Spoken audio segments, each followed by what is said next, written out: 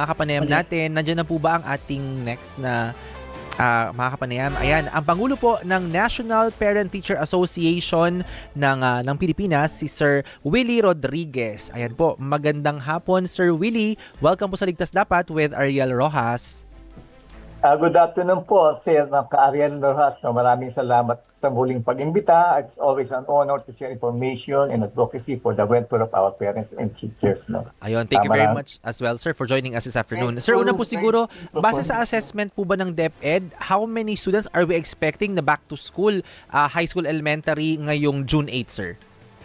Actually, we have a population of about 27,000, 27 million. So, ang ano po natin dito is mga nasa 24 something. No? So, ating public and private ready students po. Combined na po yan. Oo. Sir, ngayon pong panahon, ngayon pong 2026, ano po nakikita nyo, at least basta sa inyong pag-uusap sa inyong mga kapwa members ng ng NPTA, yung mga primary concerns, may concern din po ba sa panahon? Kasi syempre, ayan, tag-ulan na ulit ang ating pasukan. So, anong challenges ang haharapin po ng ating mga kabataan ngayon? Actually, ang challenges natin is it's para na siyang tradisyon, lagi na siyang ganun, same pa rin, pero sa ngayon po marami na pong pagbabago, especially tulad ngayon ang PTA po ngayon nagle-level up na rin po, nalalaman na po ang mga duties and responsibilities, at saka meron po tayong presidente na nakatutok po sa edukasyon at ang ating pong secretary na talaga pong during Senate Days Committee on Education, same with his father. Talaga po ngayon, ang Pilipinas po ay nakatutok sa ating edukasyon ngayon. Yun po yung kasama po ang ating mga magulang po. But what I meant, sir, is those are good things na Sir Willie, no? Pero what we meant po is, meron ba kayong nakukuha na pumapasok or lumalabas ng mga bagong concerns? Or are they the same concerns na noon pang 1990s, 2000s na kinakaharap natin ngayon? Yung mga kakulangan sa eskwelahan, teachers, supplies?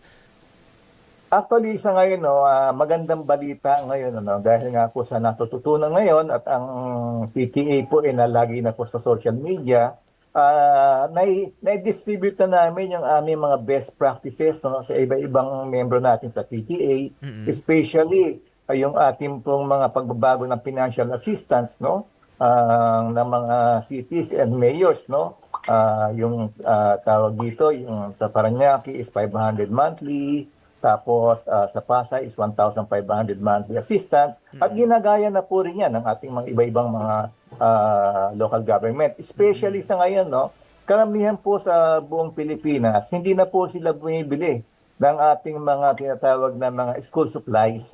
Binibigay na po ng mga karamihan po ng local government yan na malalaki po ang pondo. At especially po sa mga, maging din po sa ating mga iba-ibang Big dreams start small. At GoDaddy, we help you take that first step and every step after. From getting your domain, PTA sa meetings ng ating tulad ng ating huling nakaraan na ginawa, bumibili ng ating mga tinatawag na mga school supplies.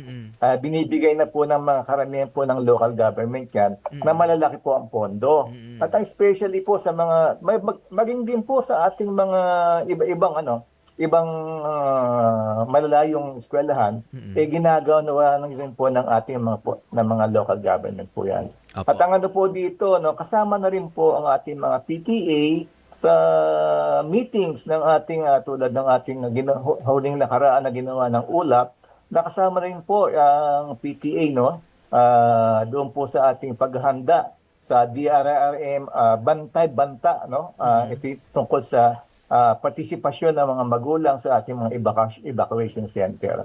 At ang po dito, makita po naman natin ang paghahanda ng ating mga magulang sa pasukan. Hindi lang po ngayon gamit sa eskwela, paglilinis, kasama na rin po yung paghahanda sa ating pagdating ng La Niña, La Niño, kasama na rin po. Opo. At least parang mas tumataas po yung awareness tsaka yung participation po ng mga magulang, Sir Willie, no? Yes po, yan po yung tinatawag namin na community, is bringing the community closer to the school. At marami na po kami mga nakahandang mga seminar, no? Tapos mga summit at saka mga caravan to fully educate our PTA sa buong Pilipinas to know their duties and responsibilities, no? Nakita po natin ang PTA ngayon talaga pong sinususog ang pagkakaroon ng sarang PTA law para po makatulong sa kung ano po yung tunay na dalagang duties responsibilities, especially yung tinatawag na no collection policy dito sa brigada, no? At para po maiwasan yung singilan at abono ng mga teacher. Sa akin po kasing experience, no, kahit po na merong no collection policy, ang mga ating mga teacher talaga mga hero po yan, advocacy, no? Kasi nga po during sa aming mga labas since 2003, no, talaga po ang mga teacher po natin talaga naglalabas ng pera sa sariling bulsa kasi nga po they want their students to be very good at saka talaga pong inilalaban po kanila yung kanilang mga estudyante.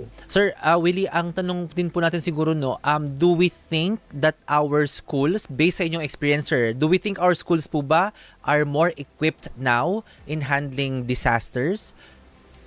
Actually, no, sa ngayon naman, sa tulad ng ating MMDA, ng ating DRM, local government, and the past challenges, no, sa mga disaster na nakaraan, and then talaga po sa ngayon, kasama na po rin po ang mga PTA, and then, ang ano po dito is talaga pong handa na rin po yung ating mga magulang at ang ating DepEd po, handa na po yan sa ating sa aming assessment po talaga pong handa. Apo, that's very good to hear, sir, kung nakita natin yung improvement. Bilang panghuli po siguro, Sir Willie, ano po ang ating reminders sa ating members ng NPTA at yung mga PTA sa mga eskwelahan mismo, no, para talagang mas maging makabuluhan at mas ligtas, no, yung pasukan ngayong 2026, sir? Sa National PTA, naniniwala kami na ang ligtas na paaralan ay nagsisimula sa handang pamilya. Sama-sama natin tiyakin ang bawat batang Pilipino ay nakapag-aral ng ligtas handa at kapanatagan sa anumang pahamon ng panahon, especially this opening. No? So sa ngayon po, ang panawagan po namin sa ating mga PTA, sa ating mga teachers, bigyan po ng halaga yung ating community school partnership, at ang ating pong pagmamahal sa ating estudyante. At sa mga magulang po naman, isipin po natin lagi, ang ating eskwelahan ay ikalawang tahanan ng ating mga mag-aaral at ang po natin ay sila po ay ikalawang magulang ng ating mga anak. Maraming salamat po at sa muli po. Ayan po, maraming salamat po, Sir Wilfredo Rodriguez, ang tagapangulo po ng National Parent Teacher Association. Ingat po kayo dyan sa NPTA at happy weekend.